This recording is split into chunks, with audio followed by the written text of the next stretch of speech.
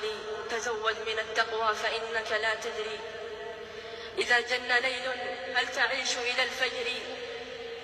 فكم من فتى أمسى وأصبح ضاحكا وقد نسجت أكفانه وهو لا يدري.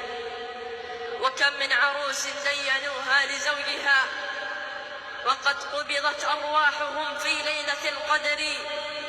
وكم من صحيح مات من غير علة وكم من عالة عاش حينا من الدهر. قال الحبيب المصطفى صلى الله عليه وسلم: من مات على شيء بعث عليه، من مات على شيء بعث عليه. والله أخي الغالي ما أجمل أن تموت وأنت ساجد بين يدي ربك.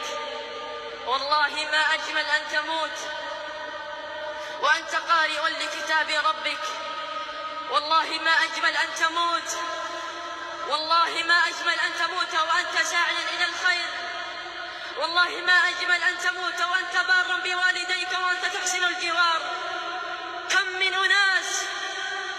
أناس والعياذ بالله ماتوا على المحرمات، ماتوا على الفواحش، ماتوا وفي أفواههم القات والدخان، ماتوا وهم عقوقا لآبائهم وأمهاتهم.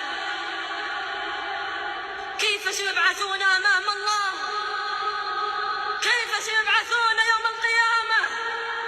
والرسول صلى الله عليه وسلم يقول: من مات على شيء بعث عليه. أخي الغالي، اصلح ما بينك وبين الله الآن قبل أن تقول رب ارجعون،